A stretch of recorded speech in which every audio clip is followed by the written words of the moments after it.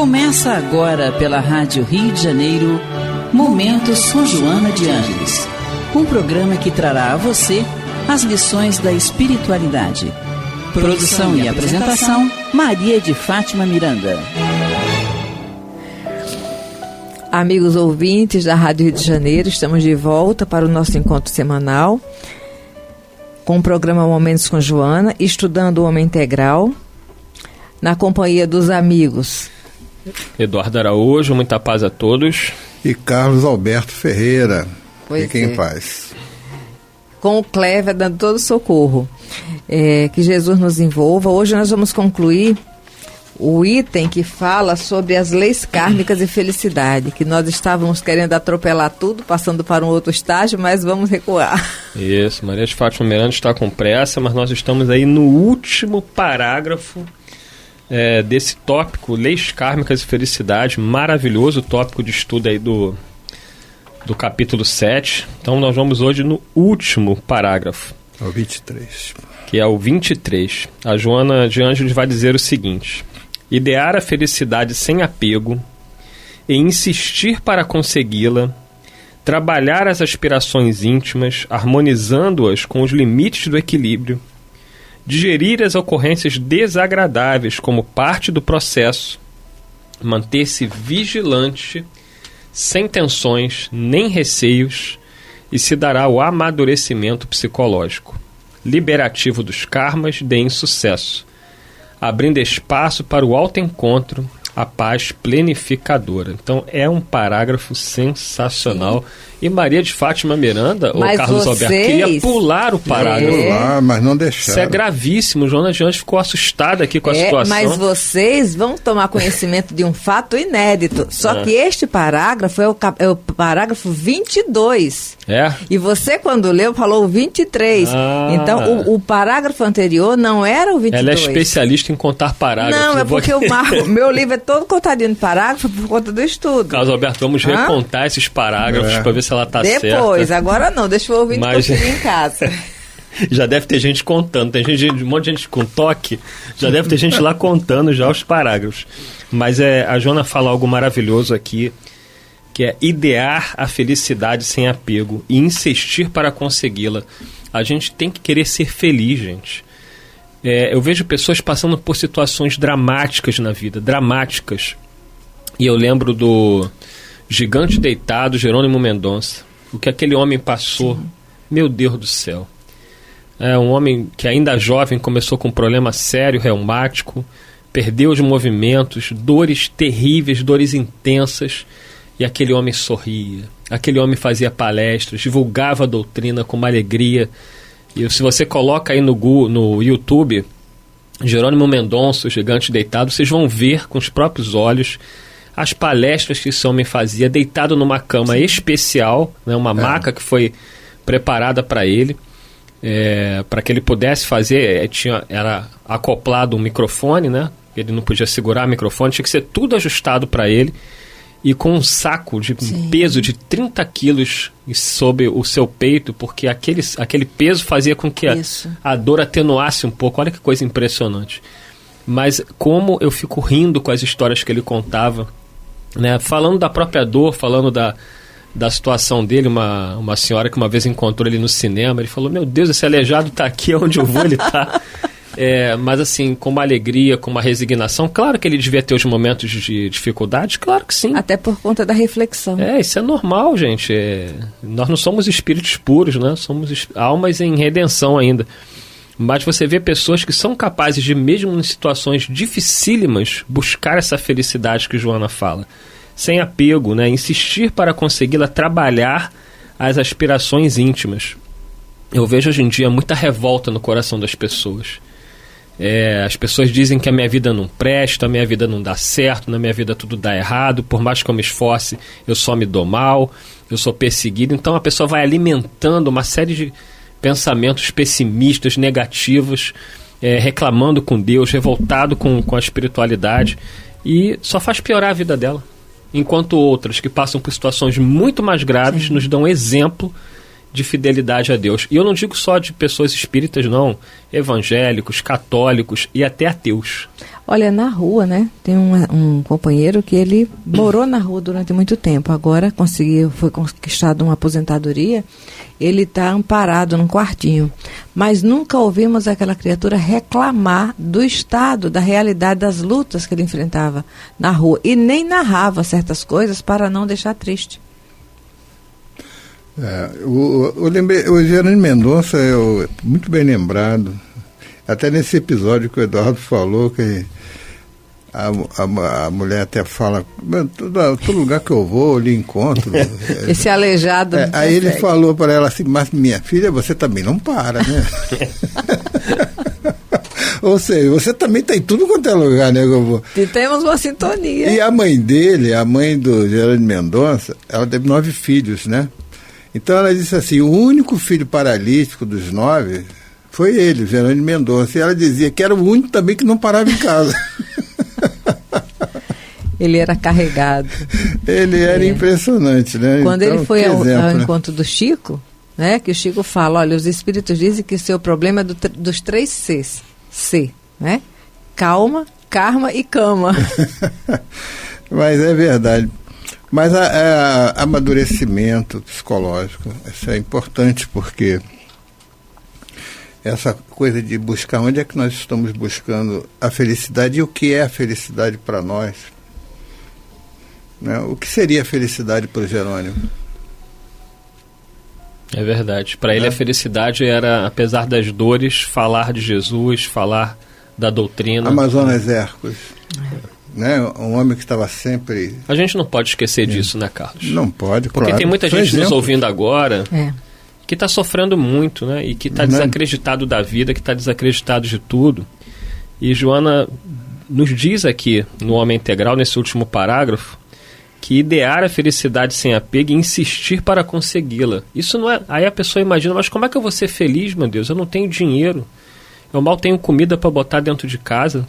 Quantos ouvintes nossos nos relatam isso, não é, Miranda? Pessoas que estão passando necessidade, que não tem recurso, que está desempregado.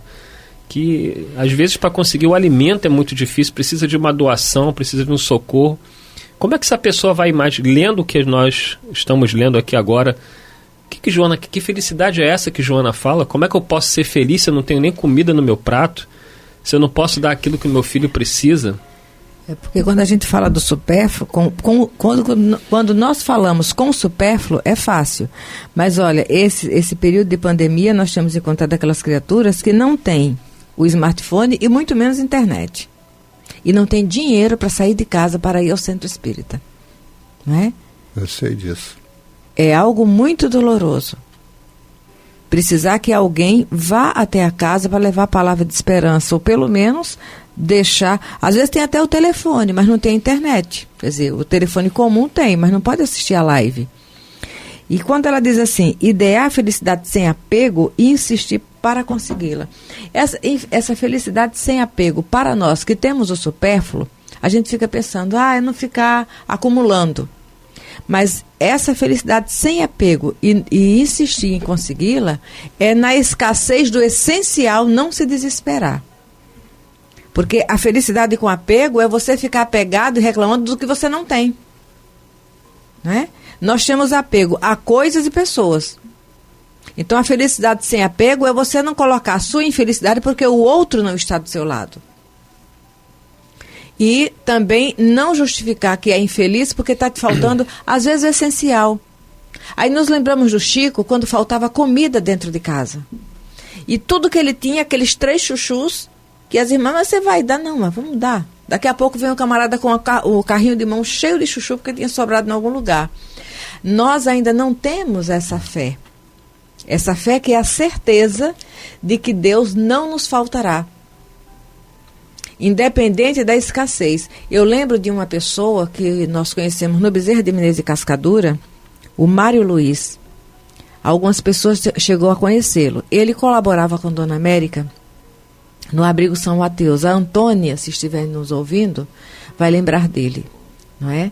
Ele ia auxiliar na tarefa do asilo porque era o dia que ele comia decentemente. E ali no Bezerra, poucas pessoas tomaram conhecimento da escassez do essencial na vida daquele rapaz. Lembro que um dia ele chegou próximo, numa reunião de quarta-feira. No final da reunião, ele ouvia muito as palestras do Julinho no sábado à tarde. E numa quarta-feira ele chegou próximo e falou assim: Miranda, eu estou tão feliz. Eu falei: o que é? Ele: olha, eu não sei se é ela assim. Eu não sei se... Eu não quero dizer para você que... Eu tenho certeza que é a minha mãe, porque a vibração de mãe a gente não perde. Mas não pode ter sido um espírito fingindo da minha mãe. Eu lembro que ele chegou a colocar assim: mas olha, enquanto eu estava na tarefa hoje, na corrente, a minha mãezinha estava do meu lado e me deu um abraço. Você sabe, foi o último dia que ele foi para a reunião, porque naquele final de semana ele desencarnou. Ele estava com tuberculose. Certo. E ninguém sabia. Entendeu? Nunca fez da escassez dele motivo de sobrecarga para ninguém, desespero. Aqueles que conheciam, dentro do que podia, buscavam minimizar. Mas depois, conversando certa vez com a Antônia, ela falou: pois é, Miranda. E ele ia ao abrigo auxiliar a Dona América na confecção do almoço, porque era o dia que ele almoçava com mais tranquilidade. Não é? Então, mas o que é que você quer dizer? É que a gente tem que ficar com fome? Não, nós passamos mal e temos mais enfermidade por excesso de alimento do que por falta. Porque uma refeição digna no dia é direito de todos. E essa refeição digna, às vezes, a nossa refeição digna é mais de excesso do que de essência. Nós enchemos a barriga, nós comemos muito e nos alimentamos pouco. Assim também nas coisas de utilidade do cotidiano, da nossa higiene e outras coisas mais de casa. E nós precisamos refletir isso. Você que está nos ouvindo agora pode estar vivendo um inferno interior porque não está conseguindo conquistar algo materialmente que você passa muito bem sem aquilo. E às vezes aquela conquista material vai te dar um conforto momentâneo, mas pode ser porta para transtorno daqui a pouco.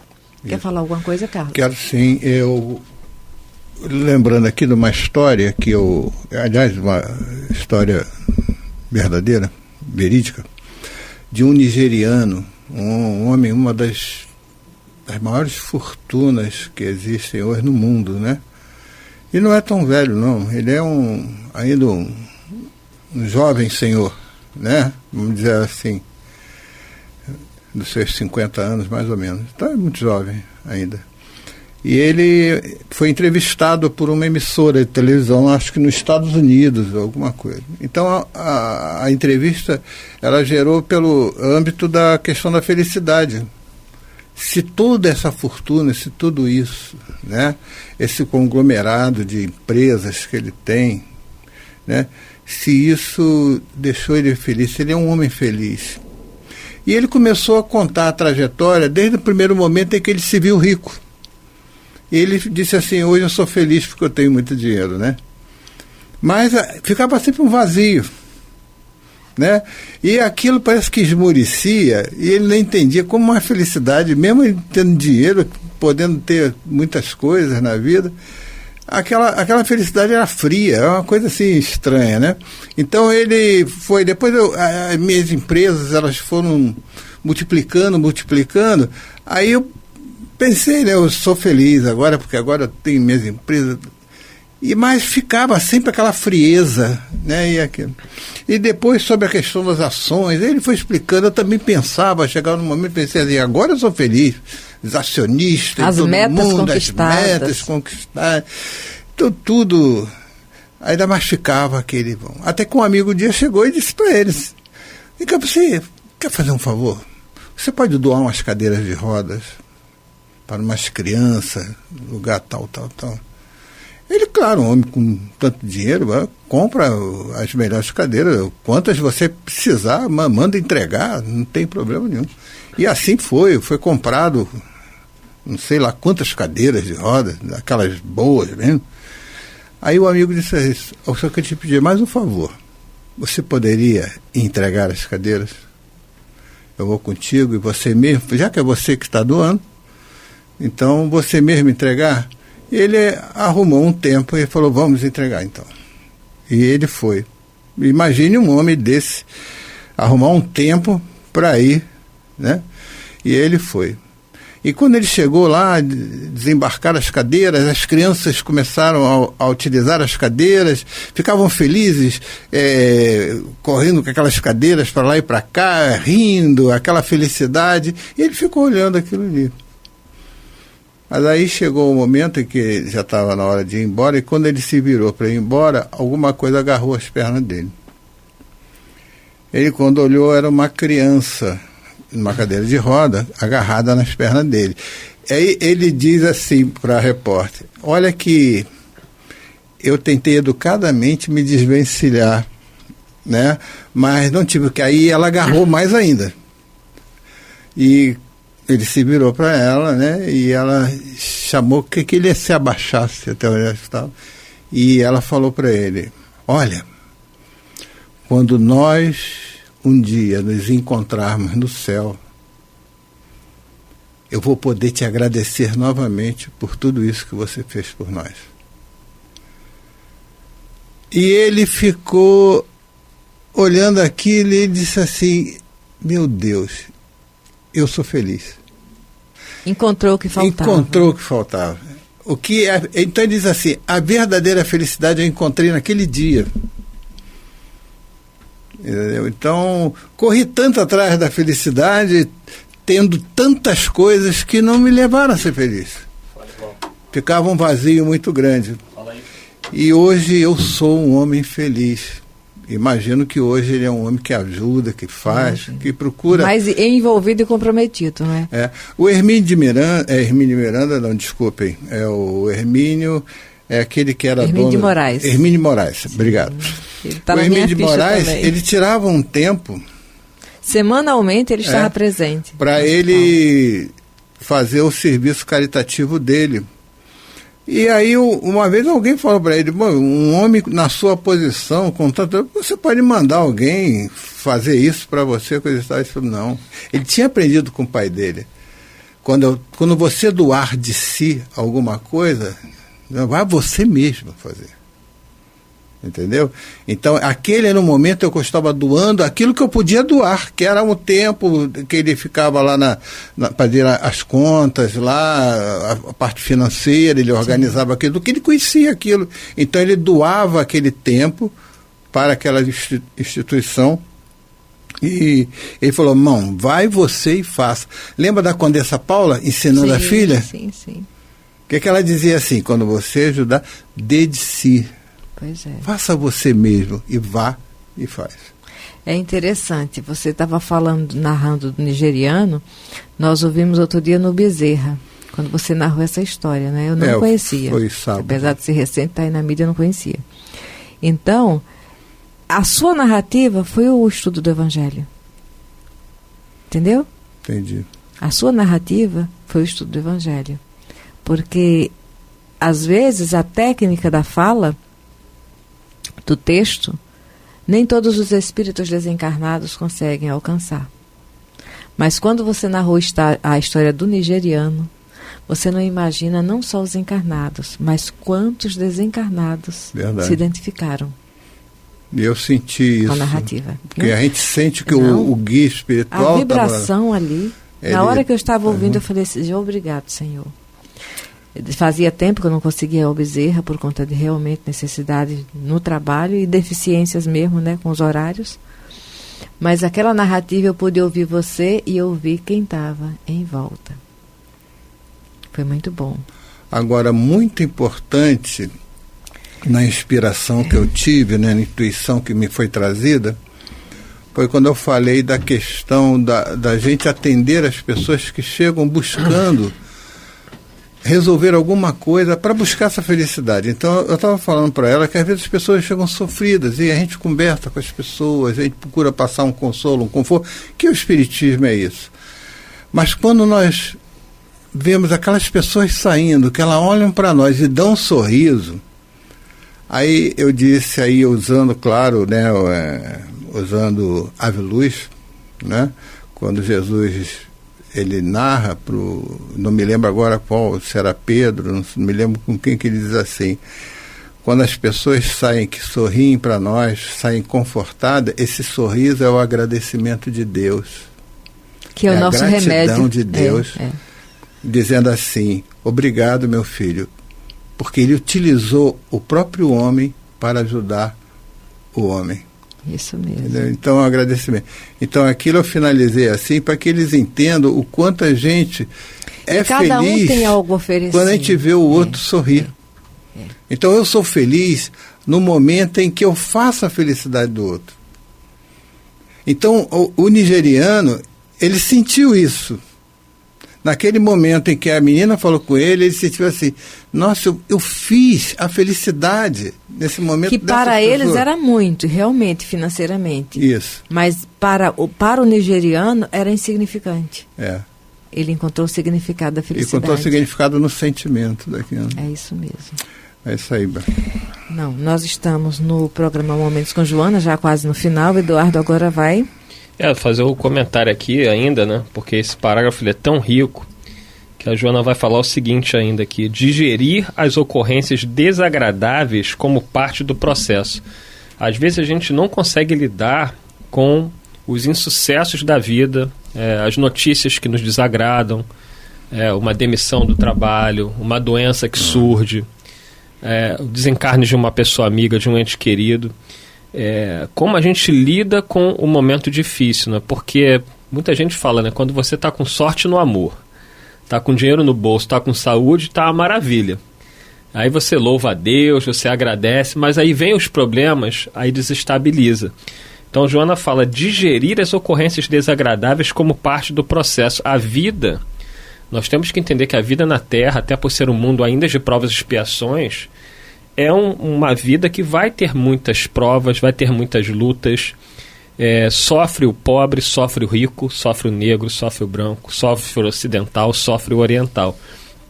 Agora, como a gente vai digerir essas ocorrências é que vai mudar. Aquele que tem confiança em Jesus, que tem confiança na espiritualidade, ele vai sofrer como qualquer pessoa, mas ele vai lidar de uma maneira diferente.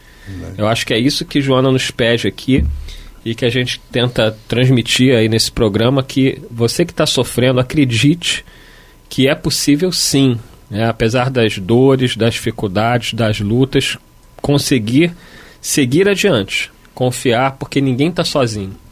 Tem amigos espirituais que nos amparam, que conhecem as nossas dores, conhecem as nossas lutas. Tem os amigos encarnados que vão estar sempre por perto, podem ser poucos, mas estarão do nosso lado, para nos auxiliarem aí a atravessar os dias difíceis. Quando ela usa o verbo digerir, aqui é interessante, porque está falando da digestão, e ninguém faz digestão de algo que não carrega consigo, né? Então, por isso a necessidade, das vezes, nós martelarmos em cima daquilo que nós carregamos, porque se nós não identificarmos isso, né? Mas você fala de tal assunto, mas tal assunto é a nossa realidade. O nosso ideal é muito maravilhoso, mas a nossa realidade é aquilo que o Raul Teixeira fala. Somos sapos atoladinhos na lama, hipnotizados pela luz da lua. Se nós fixarmos só na luz da lua, não vamos sair do atoleiro da lama que ainda trazemos, seja na emoção, né? Seja nos pensamentos. E ela fala desse verbo aqui, digerir, porque é algo que está dentro. Ninguém digere algo que está por fora. Está por dentro. Agora, como é que eu vou identificar o que está por dentro se eu me recuso a falar sobre o que está por dentro? Porque quando eu falo, eu sou a primeira a me ouvir. O outro que me escuta, ele vai fazer reflexão sim ou não, se ele carregar a mesma coisa. Se ele se identificar de alguma forma, ele vai fazer essa reflexão. Mas eu estou falando do que eu carrego por dentro. Não é? Sem essa identificação não há digestão. Sem digestão você não vai fazer esse amadurecimento psicológico que ela segue no parágrafo. 24 minutos. Um minutinho para dizer tchau, Carlos Alberto. Tá. Só lembrando aqui a Madre Teresa de Calcutá. Se você não pode correr, trote. Se você não pode trotar, caminhe. Se você não pode caminhar, pegue uma muleta e vá. Mas não permita que nada trave o teu caminho. É isso aí. Isso aí, muita paz abraço, a todos. Jesus nos guarde. Até o próximo programa, se Deus quiser. A Rádio Rio de Janeiro apresentou Momentos com Joana de Ângeles, um encontro com as lições da espiritualidade. Produção e apresentação, Maria de Fátima Miranda.